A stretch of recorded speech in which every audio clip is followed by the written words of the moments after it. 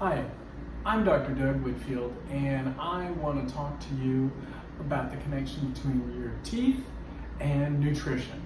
I'm a dentist out of Seattle, Washington, and I'm doing this podcast to share some of the inside information out there on oral health.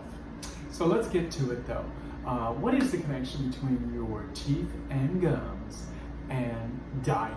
Okay, well, there is a big connection.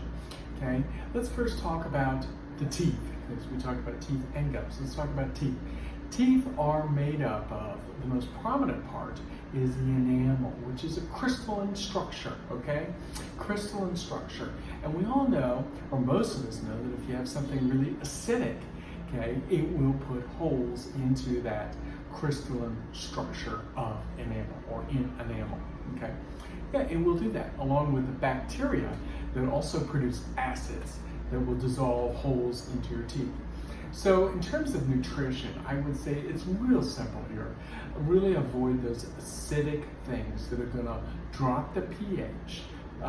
Drinks that have a very low pH are going to be acidic, i.e. acidic, and they're going to solubilize little ions within that enamel structure. But I'm not going to really talk too much about that, okay? You know what to avoid. Use common sense. You know, don't chew on lemons. And fluoride is really good. There's a lot of information out there on fluoride and how it strengthens that enamel structure. What I want to talk to you about is the gums. A lot of people don't realize that your gum health is a window onto your overall health. That's right, it's a window onto your overall health. I get to see a cross-section of patients, those that are very young, those in middle age, those that are older, and I get to see a wide range or bell curve of health. Those that are fit and strong, and those that are weak or having a real serious disease they're battling. Okay? And to be honest with you, a lot of things come down to our habits and what we have eaten and what we've done in regards to our exercise, okay? But let's talk about that nutrition connection, okay? So when I'm doing a dental exam and I see someone that is a smoker, I can almost guarantee that their gums are going to have periodontal disease. They're going to have full-on bone loss. I know when I put a dental implant, because I place dental implants, those implants are going to heal very slowly in the bone around those gums. And the gums are going to be detached from the teeth, and they're going to have what we call deep pockets around them. Unhealthy. What about someone who has diabetes or pre-diabetes and is not controlled, okay? You can absolutely guarantee they're going to have puffy gums, swollen gums, gums that bleed easily. Again, gums that don't look very healthy. So let's sort of wrap our head around this, okay? Nutrition. How does nutrition affect this? Well, with diabetes, nutrition is huge, okay? There's a lot out there on that, okay? So that's a huge connection. Smoking, you just stop smoking, okay? But when it comes to something like diabetes and pre-diabetes, you know, that does very much so come down to nutrition, okay? So I will hit that. The other major thing that I see a lot of are people taking medications, okay? Medications have a tremendous impact on the gum health. But another thing I want to get in this really short video is think about your gums the way you think about your skin, okay? Now, many people will take supplements in order to help their skin. They'll take collagen supplements, all these other various supplements. Some of them are topically applied, but many of them are ingested, okay?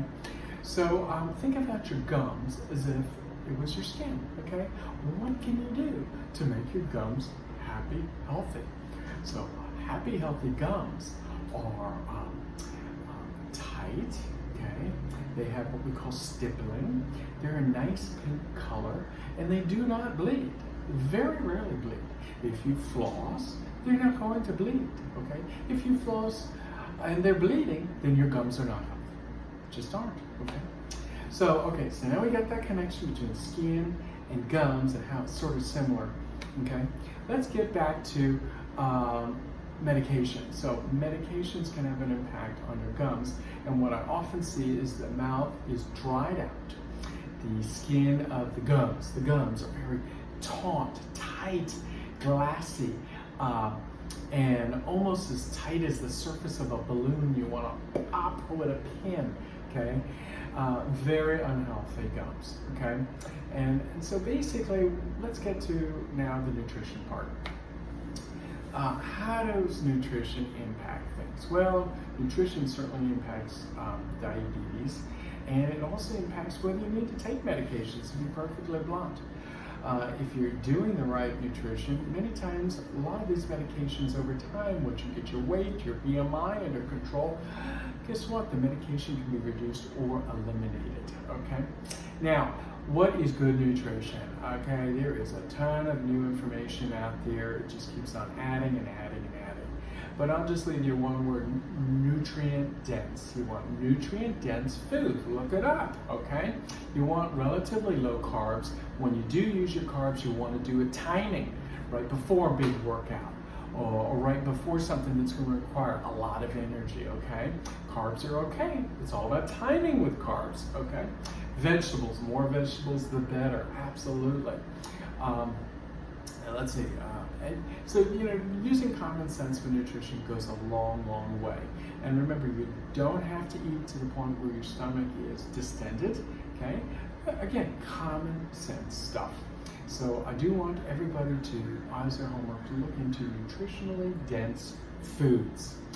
So there you go. When you got healthy nutrition, you got healthy gums, and dentistry lasts so much longer. Okay guys, that's it. Too long a video as it is. I will try to catch you back on later on this week. Bye.